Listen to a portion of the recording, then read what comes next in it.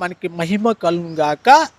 పరిశుద్ధ గ్రంథమైన బైబిల్ గ్రంథములో తప్పులు ఉన్నాయేమని పట్టుకోవాలని, తప్పులు పట్టుకొని బైబిల్ గ్రంథము తప్పుదని బోధించాలని ఆర్ఆర్కే మూర్తి గారండి, నిష్ఠ గరిష్ఠ గల కుటుంబంలో, బ్రాహ్మణ కుటుంబంలో జన్మించిన వ్యక్తి బైబిల్ గ్రంథము చదువుతూ బైబిల్ గ్రంథంలో తప్పులు ఉండాలని పట్టుకుంటే, ఈ బైబిల్ గ్రంథాన్ని ఆయన పట్టుకుందండి. ఆయనలో ఉన్న లోపాలు పట్టుకుంది, ఆయనలో ఉన్న తప్పులు పట్టుకుంది, ఆయనలో ఉన్న పాపాన్ని వేలెత్తి చూపించింది బైబిల్ గ్రంథం అండి. అక్క చెల్లి తమ్ముడా అన్న, ఈ మాటలు వింటున్నా నీవు ఎప్పుడైతే ఆయన ఆ పాపాన్ని గ్రహించి తెలుసుకొని పాపాలు ఒప్పుకొని పశ్చాత్తాపడి బైబిల్ గ్రంథాన్ని ప్రకటించడానికి, బైబిల్ గ్రంథాన్ని బోధించడానికి, బైబిల్ గ్రంథాన్ని ప్రజలకు తెలియజేయటానికి, దాంట్లో ఉన్న సత్యాన్ని తెలియజేయటానికి ముందుకు వచ్చిన వ్యక్తే ఆర్ఆర్కే మూర్తి గారు.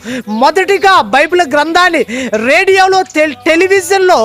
రేడియోలో ప్రేమధార అనే సువార్త బైబిల్ గ్రంథములో ప్రకటించాడండి. ప్రకచితం బైబిల్ గ్రంథము చదువు నీ జీవితాన్ని పూర్తిగా మారుస్తుంది.